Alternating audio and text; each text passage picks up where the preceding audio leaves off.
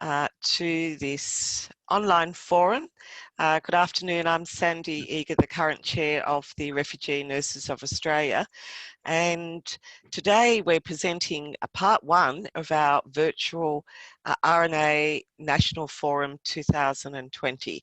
As you're probably all aware, we did intend to have the forum in Melbourne in March, but we were thwarted in our endeavours by the rotten COVID.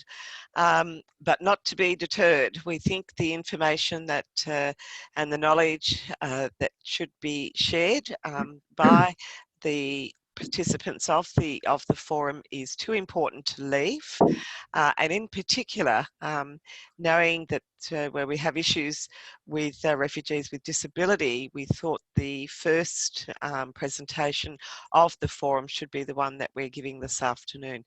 I'd just like to take this opportunity to recognise the traditional owners of the land in which we meet here at Liverpool in New South Wales.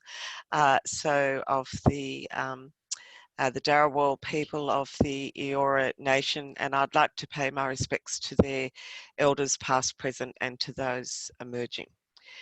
So I'd like to thank everybody for their time this afternoon. We understand how busy people are during this difficult time with COVID. And I was just saying, if we actually manage to get anybody from Victoria online, I'll count that as a win. So there will be an opportunity for questions and answers. You will be muted as attendees while the presentation is going on, but we will have a process of you being able to submit questions. So to introduce our speakers for today, it's my great pleasure to introduce actually two of my staff here from Sydney, from the New South Wales Refugee Health Service, Mark Mahoney, who's a clinical nurse specialist, and Christine Datoun, who's a registered nurse.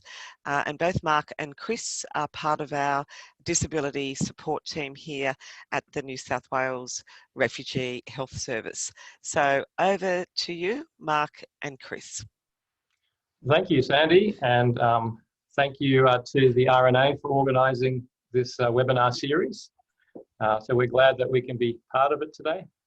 We were looking forward to presenting in Melbourne back in March, but we're thankful that we can have this forum this afternoon. As you know, being a refugee puts you in a vulnerable position, and so many challenges and barriers come about. And so this is multiplied when you have a disability.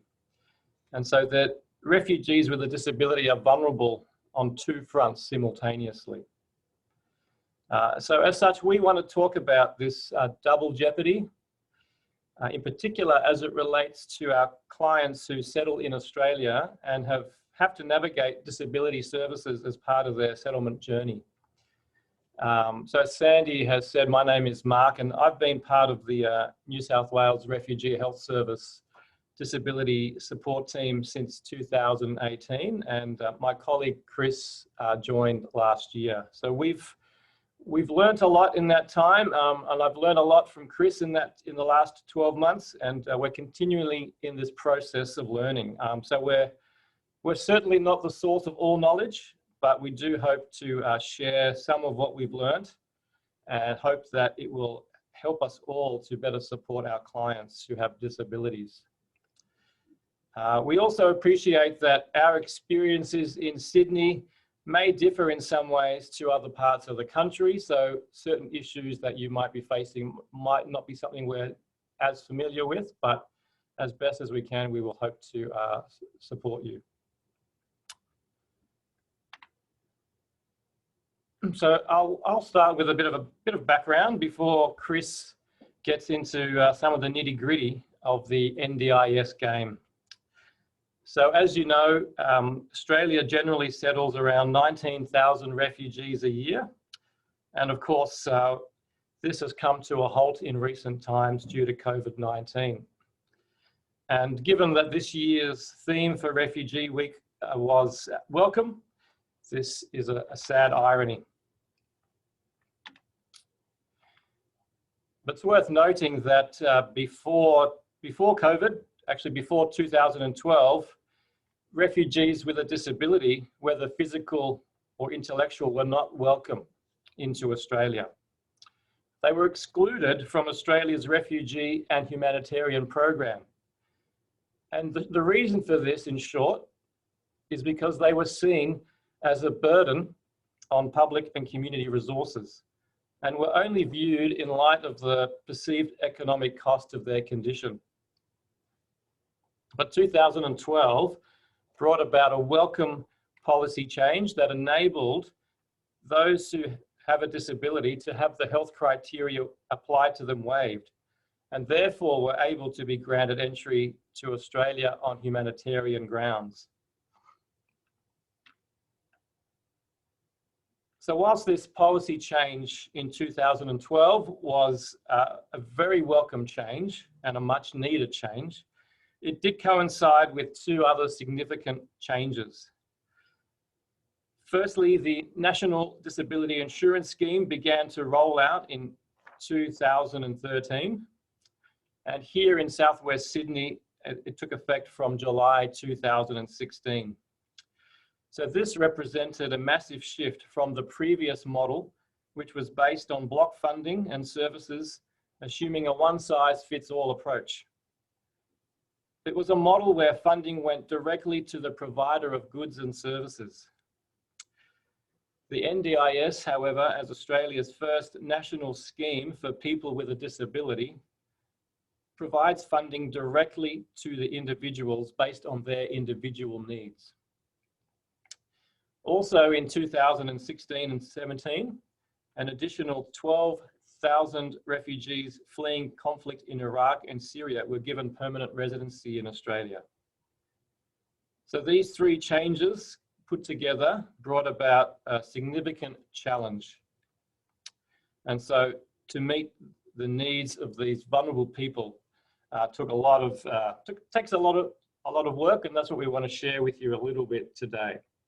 And as I said, shortly, Chris will go into the nitty-gritty, but first let me give a bit more background into the challenges faced by all refugees, and then in particular, refugees with a disability.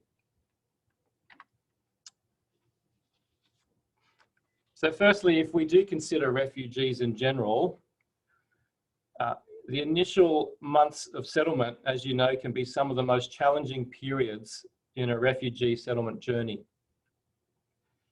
They typically arrive in Australia with limited or no financial resources, limited or no English, or knowledge of Australian culture, or laws and systems. On arrival, they are confronted with a myriad of often competing settlement challenges, from finding appropriate accommodation to learning English, completing education, obtaining and upgrading qualifications, seeking employment, supporting family members still living in refugee situations overseas, learning about life in Australia, and recovering from experiences of trauma and torture.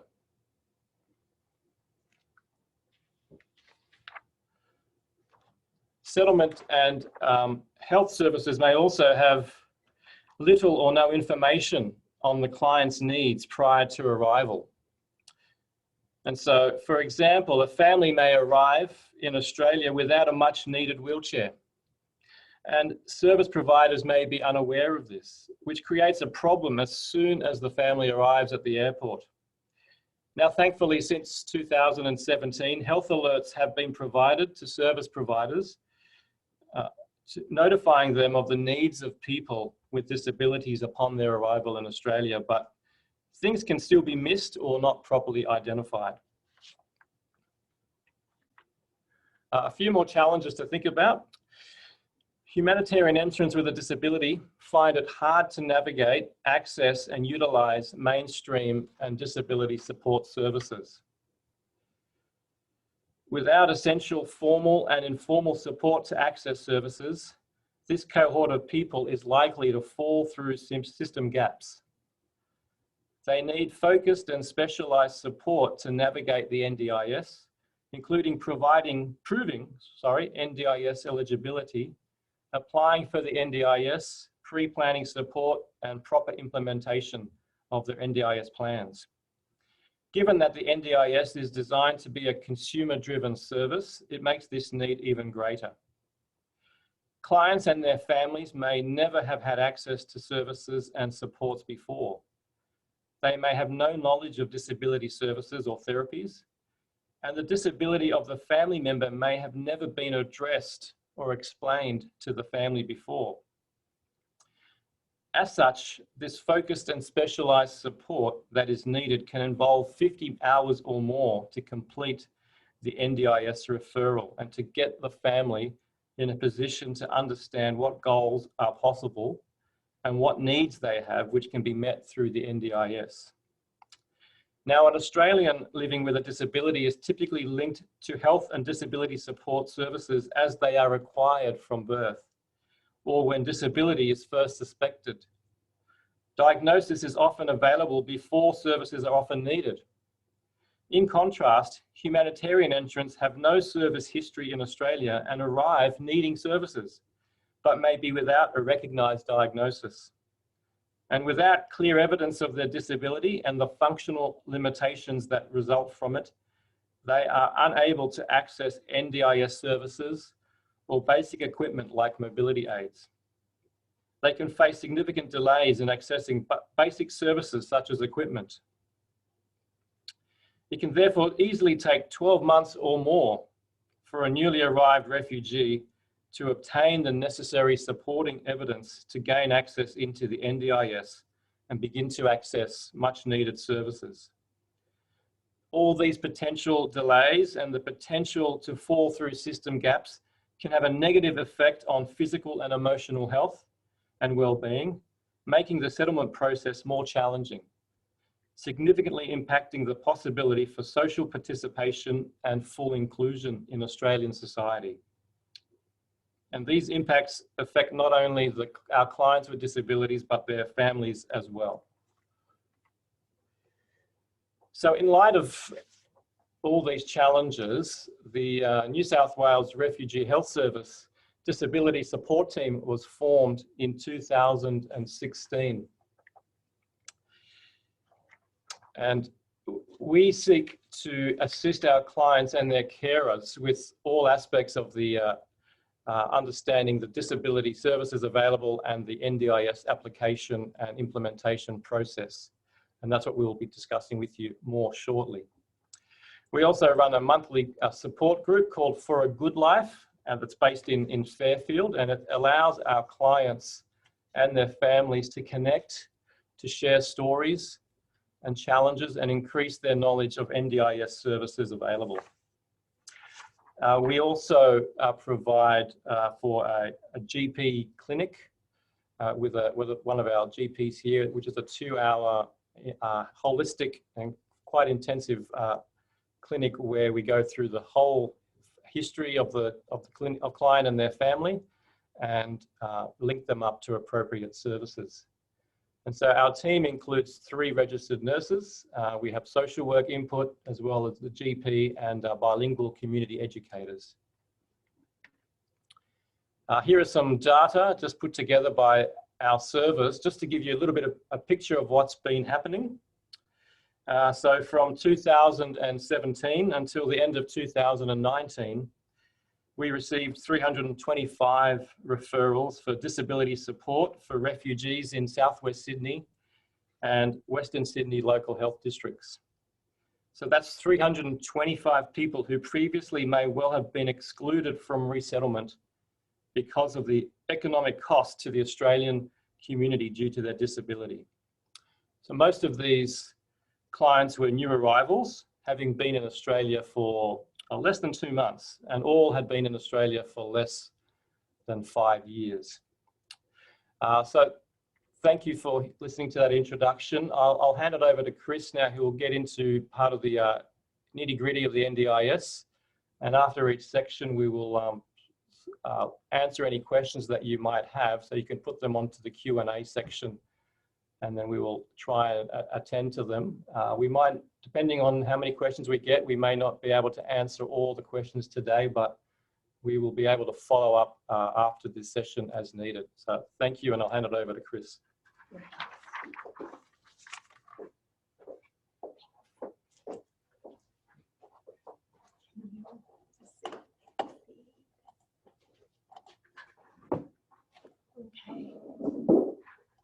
afternoon, everyone. My name is Christine Datfine. I'm a registered nurse with the disability team since end of 2019. And firstly, I'd like to thank Mark and Sandy for the knowledge and imparting me with all the things that they know about NDIS and disability, clients with disability, and for continuing to strive providing patient-centered care for our clients. So thank you, Mark and Sandy. So I'll be talking about the NDIS application implementation process that we use here for New South Wales Refugee Health Services, and I hope that you can look at these processes and see what will work for your current service in the state that you're in. So I'll just start here. So getting into the NDIS. Our focus today is on the entry part of NDIS.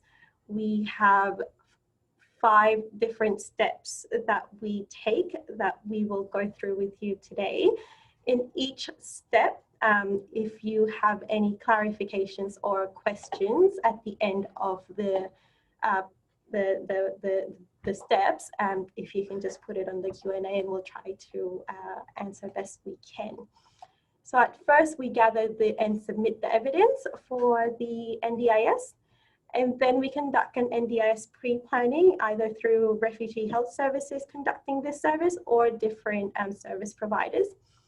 After that, we have the NDIS planning meeting that is conducted by the local area coordinator, and once that's done, we have the plan approved, and then we have the implementation and review options if the funding is not adequate. Throughout this different steps, we're building our clients' understanding of the NDIS process and services, and try to build rapport and give them education of the Australian healthcare system. And also later on, we'll discuss the different NDIS option for children under 7.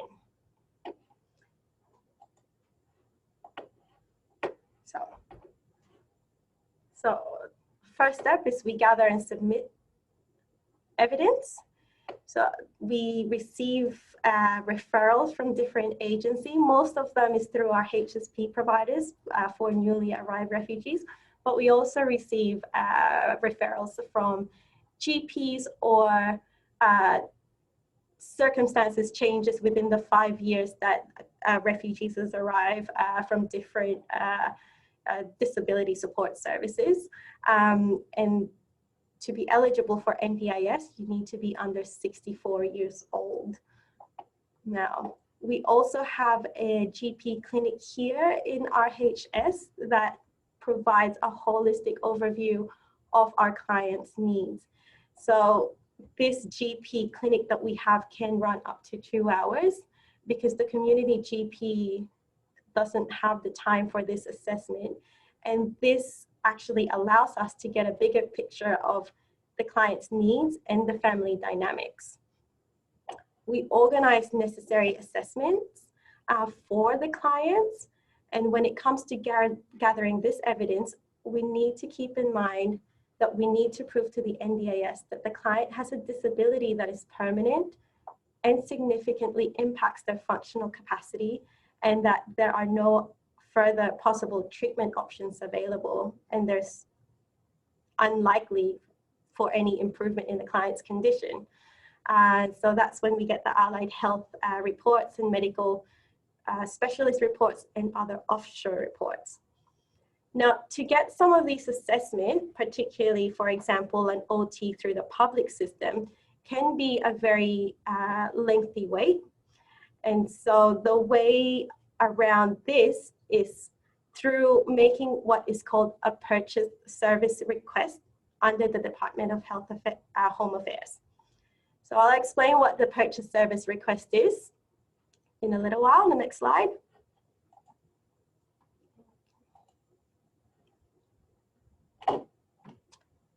Just waiting for the PowerPoint. Nope. Let's just share the screen again.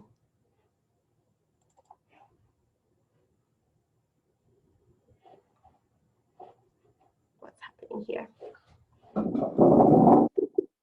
into. Is that working? Can everyone see that? So, okay. There you go.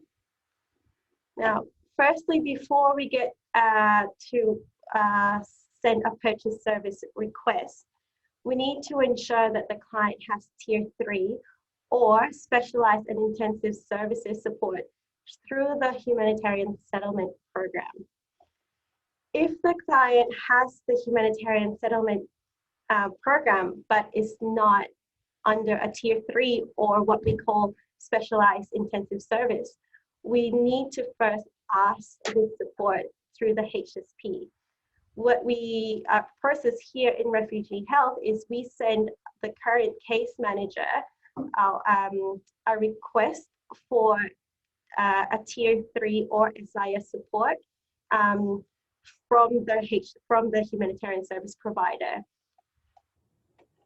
If the client has been exited from the HSP, referrals can be made directly through Department of Home Affairs, and there's a link here that actually has the form to directly send to the Department of Home Affairs to get that special intensive support service for the client. A lot of the times, this only occurs when a client has been in Australia for say 2 or 3 years. They've been exited in the HSP program, but there's been a change of circumstance in their physical or intellectual disability within that 5 years of having the refugee status.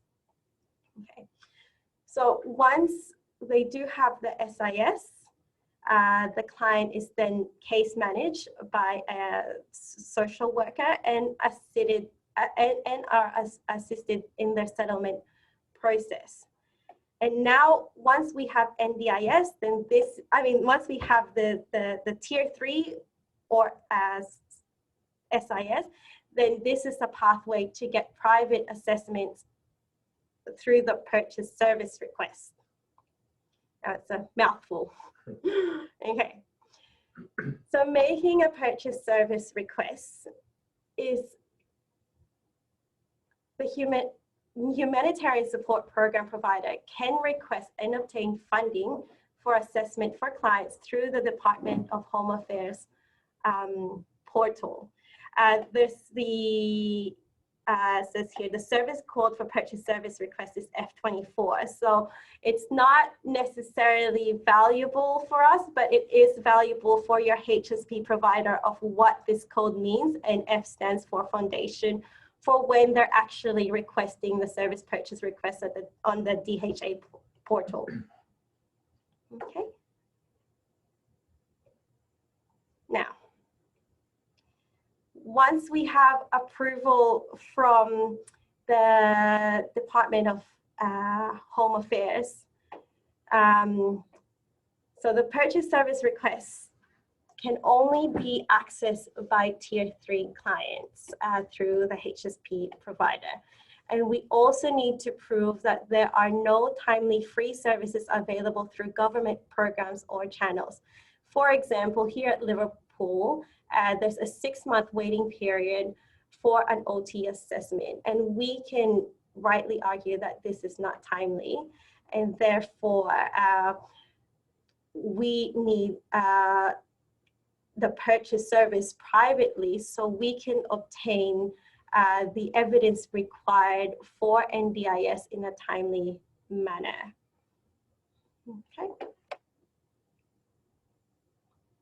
And next slide, we have an example of the letter that we sent to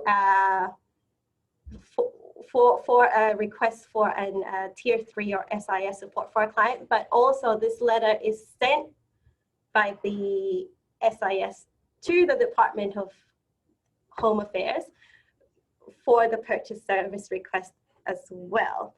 I've highlighted that can you please refer this client to SIS on the grounds that she has a disability, that it's long-term, is in a financial hardship and at risk of isolation, and therefore an OT assessment will be needed for timely NDIS applications. Okay.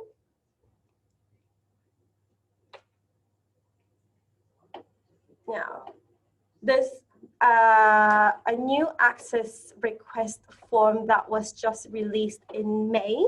And we've got the link here that you can have a look for NDIS. And we've also got a case study example of what we've put through as a request for SIS and the evidence that we've submitted to NDIS. Do we have any questions at the moment? So what are the questions that's come through? How did you get funding for your service? Is it state funded? Supported by existing funding for refugee health service or separate? You want to answer that? So I think your question is how do we get funding for the disability support team to be in operation? I think Sandy might be better placed to answer the details of that, but a case was put that there was this need that needed to be met, and the ministry agreed to fund for these positions within the refugee health service. So to have a specialised team dedicated to disability support. So perhaps Sandy, did you want to add to that process a little bit? Yeah, thanks, Mark. That's certainly correct. So we put in a fairly comprehensive business case to the New South Wales Ministry of Health. Whinged, moaned, complained, nagged, and I think it got to the point where they just gave us some money to tell us to go away and be quiet.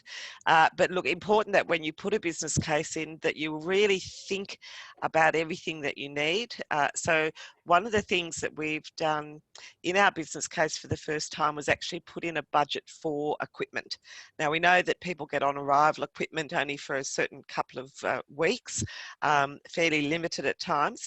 So we made sure we put the budget in so that we could fund a much broader range of equipment, and we also put in the business case that we needed some funding to put it somewhere to store the equipment, because I'm not sure if your services are like ours, but you know, our office space and stuff like that was actually never built for putting equipment, and you know, it was no HNS risk of staff stumbling over, you know, odd wheelchairs and shower chairs and stuff like that. So we'd certainly be able to do a session at a later date about putting a business case together.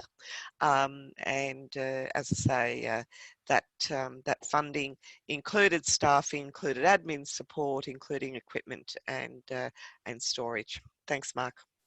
Thank you, Sandy. We've had another question. Have you had experience of the funding not being provided for the OT assessments? This has happened in our area recently, despite the person being Tier 3 and having significant disability.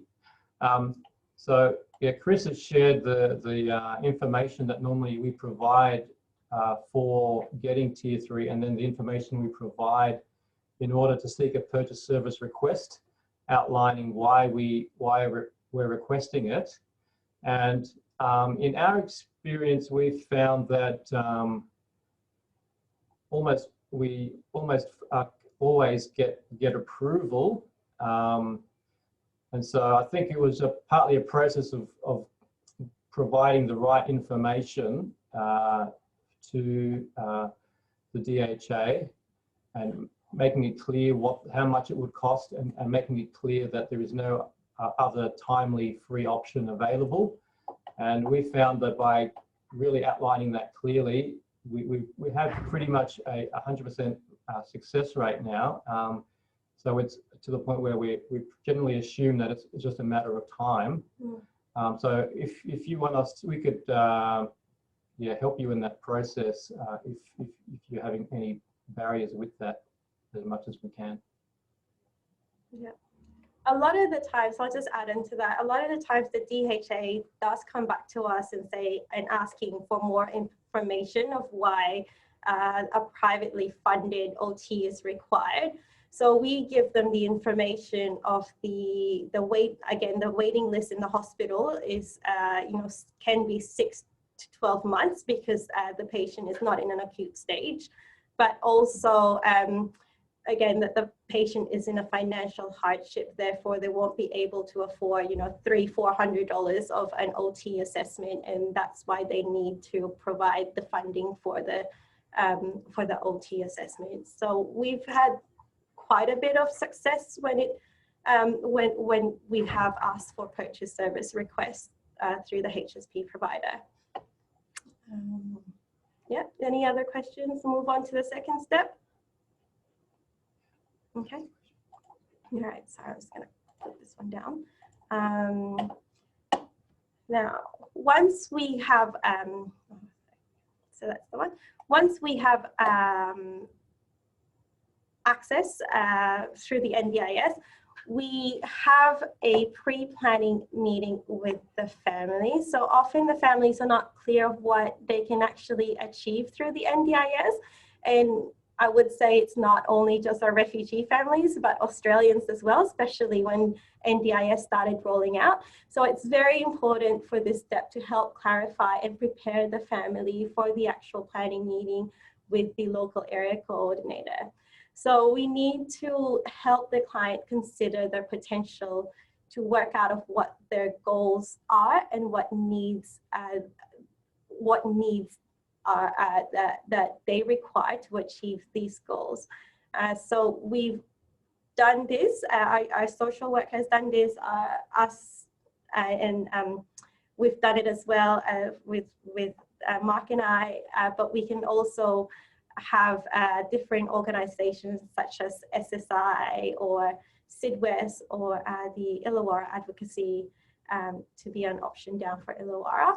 Once we've identified the goals and the needs of the clients, a report is put together and provided to the LAC for their actual planning meeting. This is really effective way to advocate for our clients and makes the planning meetings much more effective and efficient. A planning meeting can be conducted with an interpreter for up to 2 hours. We've actually found that that time cuts in half, so for the family to an hour, because the planner will have this report in front of them and it's a guide for what the family will actually require of the NDIS.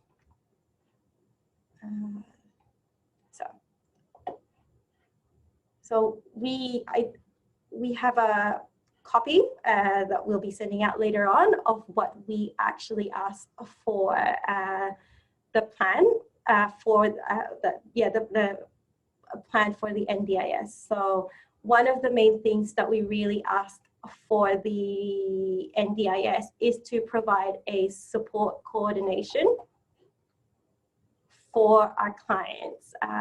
So support coordinators help clients to understand, to implement and use their plans. This is not automatically provided to every NDIS participant. So given our clients are receiving NDIS for the first time, we strongly believe it is an essential part of the funding and should be included in the plan. The way with this is,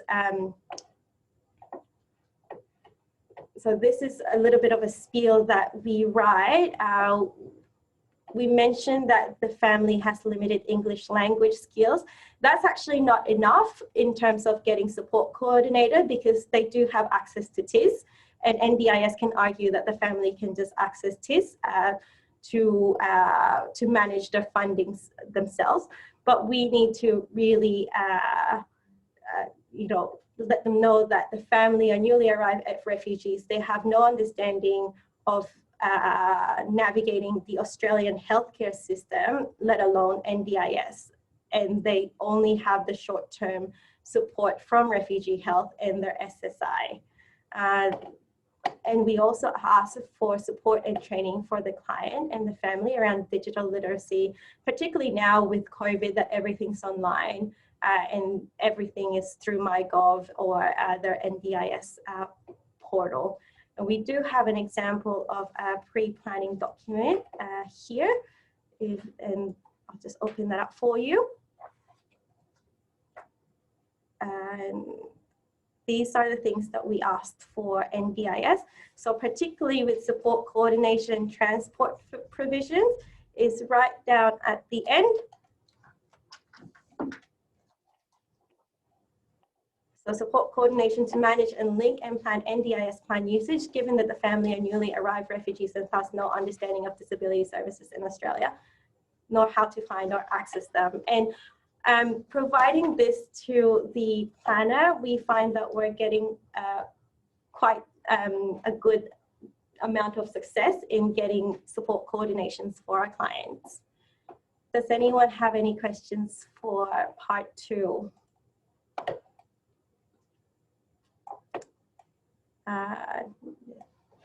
Could you provide a copy of one of your purchase service requests that you undertook and got approved as a guide for us? Yes, we'll be sending out this PowerPoint presentation, and you can use the service purchase request letter that we've attached in this PowerPoint. I'm just going to check with the chat. No other questions with part 2? Okay. Sorry. All right. Now we move on to part 3, and that's the actual NDIS planning meeting. So this actually takes place with the local area coordinator, or the NDIA planner. If it's under 7 years old, then the early childhood, early intervention coordinator are the ones that's actually conducting the planning stages as well. And during that planning meeting, they discuss the goals and activities and tasks the participant wants to achieve. And this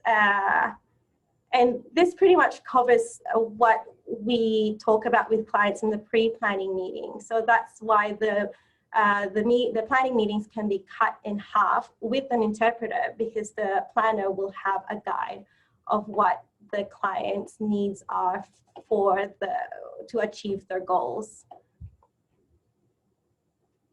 Does anyone have questions for part 3? Okay. Let me just check. So I'm going to hand over to Mark again for part 4 and part 5. Thank you.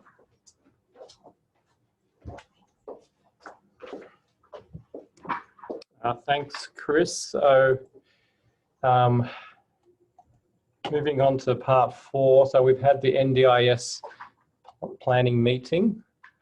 And so then it's just a matter of the planner approving a plan based on that information that is provided. And so usually that can take a few weeks or so, give or take, before the plan is approved. And so when the plan is approved, the plan is provided, and it normally has funding in it for a 12-month period. And the idea is that after 12 months, well, close to the end of that 12-month period, the plan gets reviewed again, and because there may be changes in circumstances, there might be need for more funding or less funding, or funding that wasn't in the first plan might be considered necessary in the second plan. So usually the first plan is for 12 months. And the funding in the plan is provided in 3 different categories. So they call them core supports, capital supports, and capacity building. And so core supports are to help you in activities that help you with your everyday life. So this is for support with achieving your activities of daily living, from getting dressed, having a shower, preparing meals, everyday activities. Also provision of consumables, like continence products, for example. Also to help you with participation in community and social activities, and transport assistance just to go to shops or appointments, those sort of things. Capital support relates to funding for equipment like assistive technologies, also for home and vehicle modifications. Whereas capacity building, as the name suggests, is all about building capacity. It's about helping the person to gain maximal amount of independence and to learn new skills that are required for that. So that could be from getting some training and also, for example, finding and keeping a job. And so sometimes the one activity could get funding in those three categories. So here's just a simple example to illustrate that. So you can imagine if somebody who needs help with showering, they might get core support, which is about helping them with the activity of daily living. So that would mean funding for a support worker to actually assist in having a shower. In terms of capital support, this might require getting a handrail to make the shower more accessible. So that's a capital support. That's a particular home modification. And then in capacity building, to help the person gain more confidence and independence in that task, a program could be put into place to teach the person skills and ways to improve their showering or hygiene. So just a basic, simple example, but hopefully that illustrates how that works. I might just quickly, hopefully if this works, show you a plan that's been de-identified to show you what it looks like. You may have seen one of these already, but this is the letter we get saying your plan has been approved, and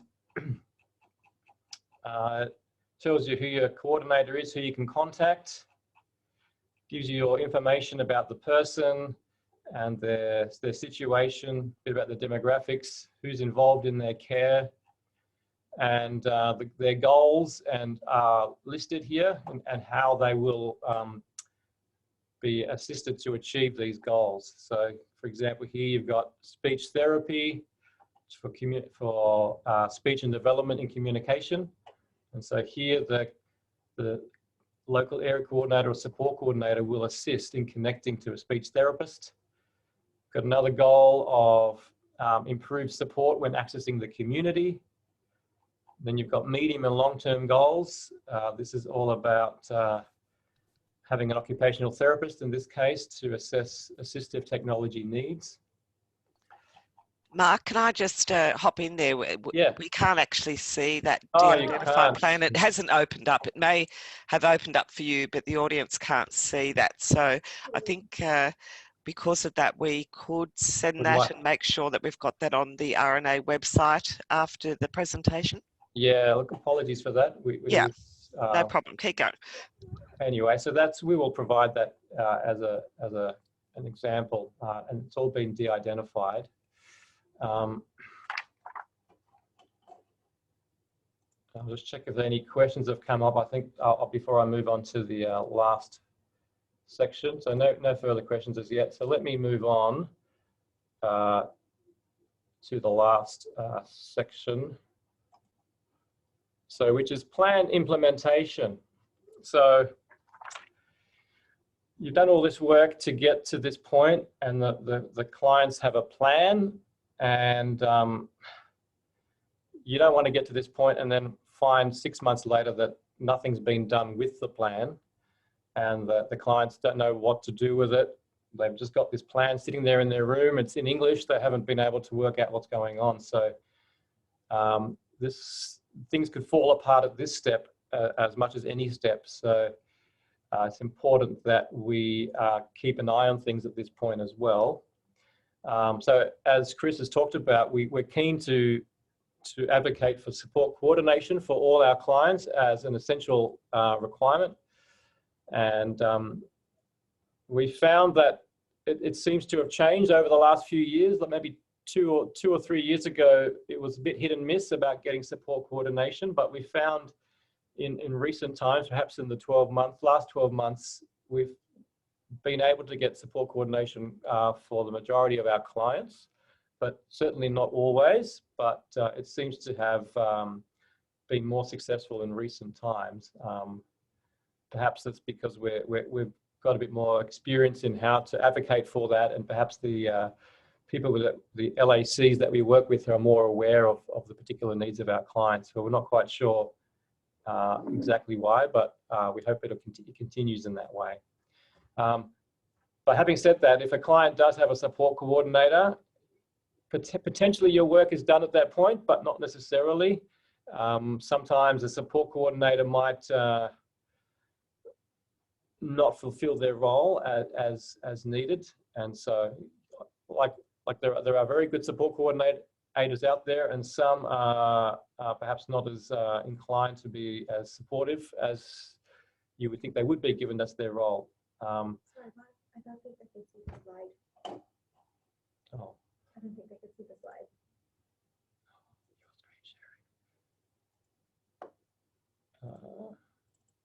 Okay, hope that's it. So the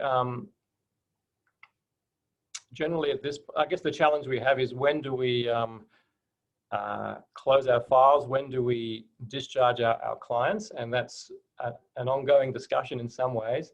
Potentially, if they've got a support coordinator and the support coordinator is doing a good job, we might just wait for say 6 months or so and have a follow-up phone call, and then if all's going well, we might be at a point there where we will discharge our client, but we'll also advise them that if anything does come up, they can call us and we will obviously continue to support them. Now, if they don't have a support coordinator, then that means that we have a greater role to play in trying to help them implement the plan. So sometimes we will support them to negotiate how to use the plan and link them with service providers.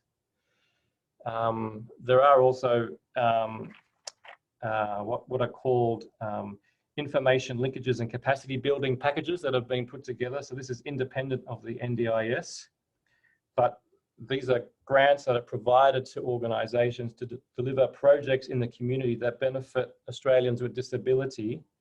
And so they provide advocacy and support and help with NDIS planning and implementation. So potentially that could be an option.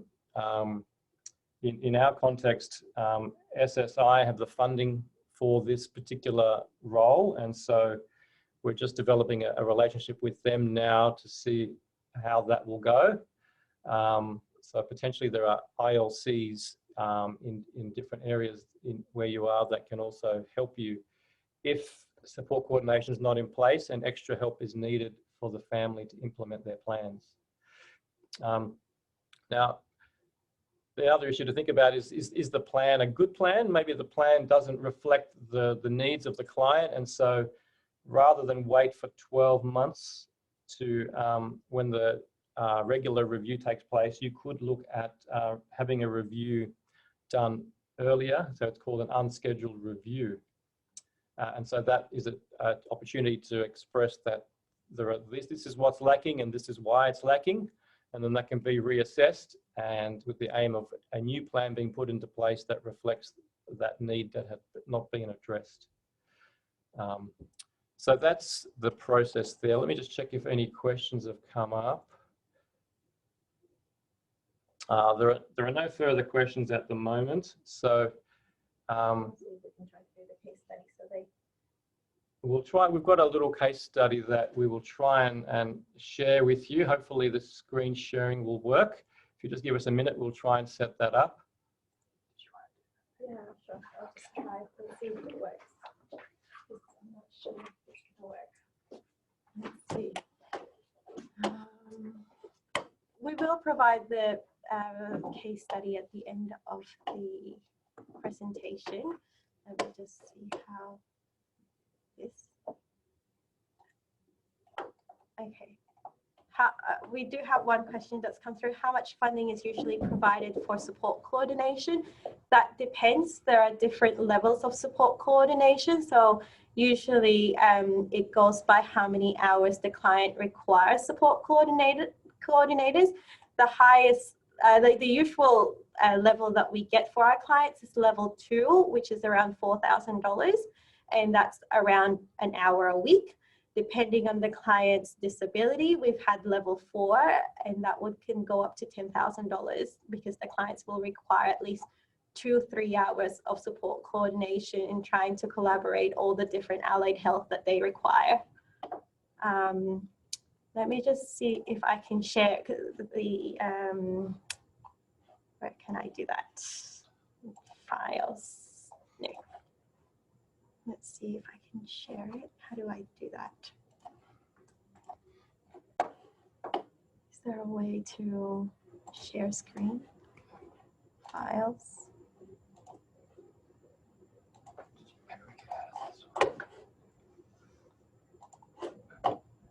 Where is it? Let's see. While Chris is looking at that, just to give you a bit of a sense of the timing of this, and this comes up in this case study as well. All going well, potentially from the point of getting a referral until the point of getting the person with a plan and getting that plan beginning to be implemented, all going well can be done in about a 4-month period, give or take. And that varies depending on a few different factors, but if it's relatively straightforward and things fall into place, then 4 months can be the timeline that we're looking at. So there's a few questions on the chat. If you can actually put that in the Q&A, it'll be easier for us to navigate. But there's a question here: have you managed to get interpreter use as a line of item? NDIS plans doesn't include interpreters in their plan, just because they do have access through TIS using their NDIS reference number, but it's not going to come out of their funding. But you still need that NDIS reference number, and NDIS will be charged directly, not the clients funding themselves, if that makes sense. I'm not sure, can you see my PDF file? Yep, okay. So,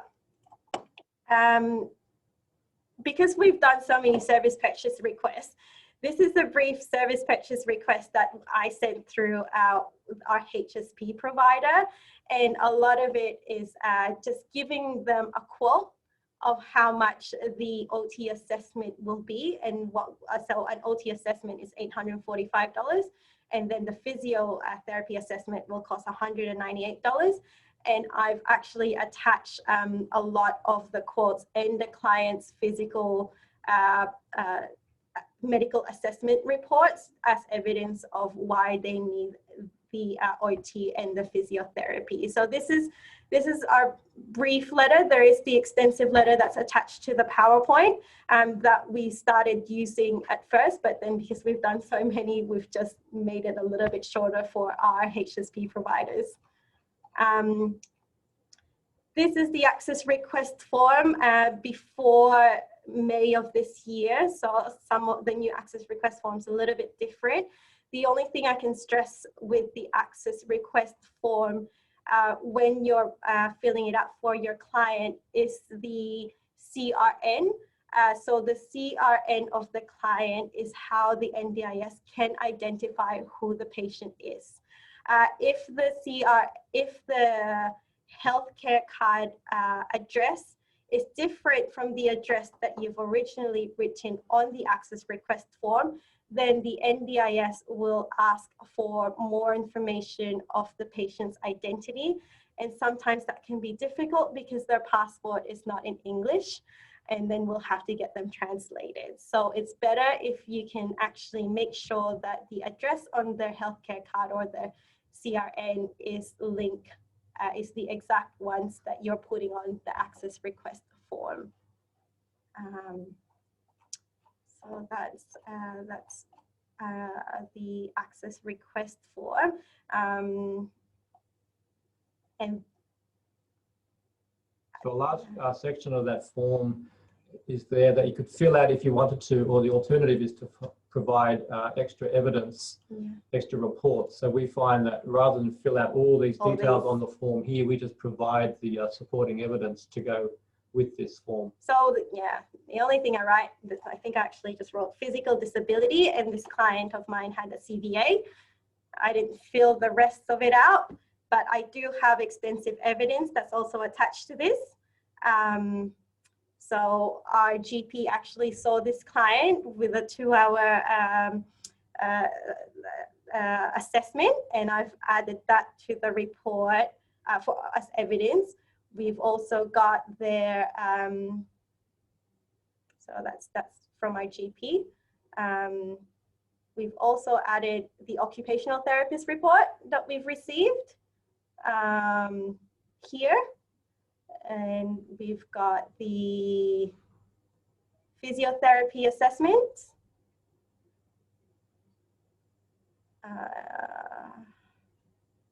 This is the offshore report, so the immigration reports.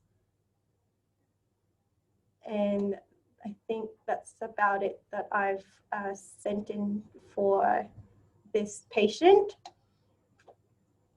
So that's the one. And the next one, so this access got accepted, then we went to move forward to the pre-planning meeting that I've already shown an example earlier. So a lot of it is, again, we've got the short-term goals, the medium goals, and the long-term goals, and the needs, and then this should reflect on the client's NDIS plan, which I'm not sure if you can see the NDIS plan, but this is all one patient, so you can see the step-by-step guide of what we've had for this client. So he's actually had a total funded of $92,000 for the year, but again, that's his core support, which you know, what he needs to for his daily activities. And we've also got the capacity building support for him, and the support coordination. So what we're talking about, level 2 support coordination, is what we usually get for our clients, and that's around, yeah, this $4,900. One thing that I'm not sure if you've seen it is the capital support. So this client has been approved for these equipment and will just need a quote. So they actually don't put a number on how much it is. They just need a quote from the occupational therapist and then submit that to NDIS. And that's about it. Do we have any questions or clarifications?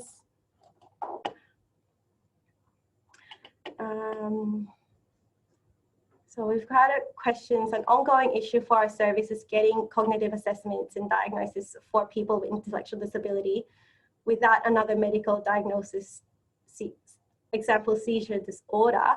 This is largely because they are expensive, but also because there are no accurate cross-cultural assessment tools.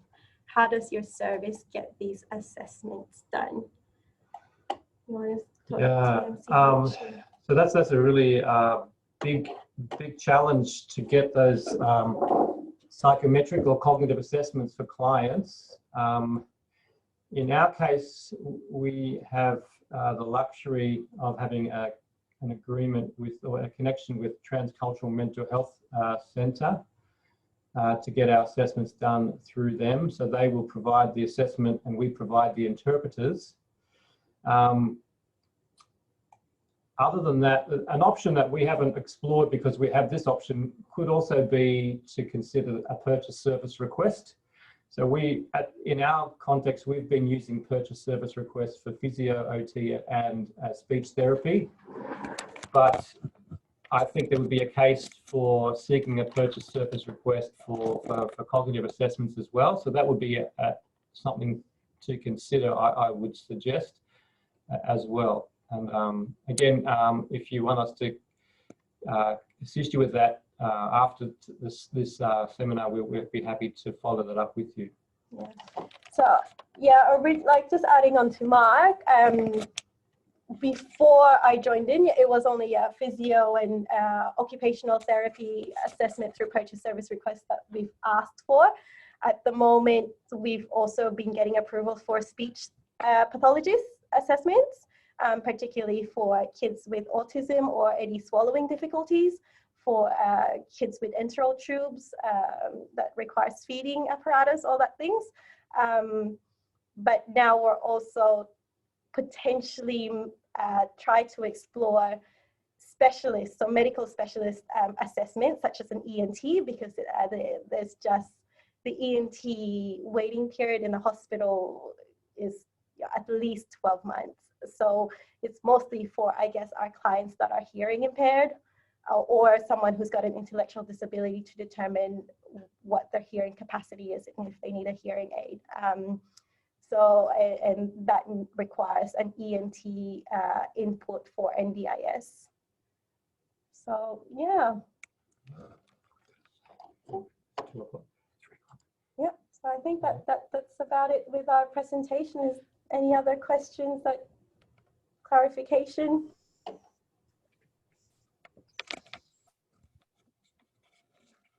Okay, so I don't think we have any other questions on the board. So look, I'd just like to thank Chris and Mark very much for putting that presentation together. As you'll see, it is quite complex. It is quite complex, and no doubt is looking a little daunting if you're sitting out on services in refugee health services that don't have the same access to capacity as we have. We're very lucky here in Sydney, but we really, we did really push for it, because when you think about it, people with refugees with disability are some of the most vulnerable people that we have in our society. So, as I say, we'd be very happy to share the outline and the bones of a business case that you could take up to your local state authorities as well. And RNA would also be happy to advocate to the Commonwealth where you feel that your local HSP provider is not currently able to provide the level of service in regards to Tier 3 SIS and and service provision requests up to the Commonwealth. So if you think that's an issue in your area, then certainly we will be able to pursue that on your behalf. We started discussions yesterday with the Commonwealth about that, about whether or not there could be an alternative pathway for service requests coming directly from refugee health nurses or refugee health services in lieu of their HSP provider. So watch this space. We will bring you some news about that as soon as it comes to hand. And please get in touch either with me or with your executive representative in your state for the Refugee Nurses of Australia.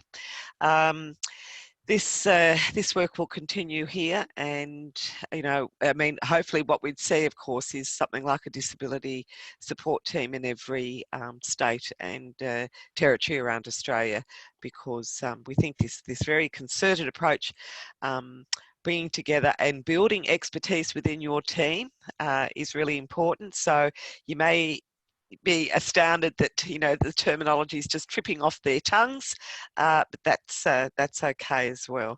So once again, I would like to thank everybody, and we'll wish you good afternoon. Thanks a lot. Bye bye.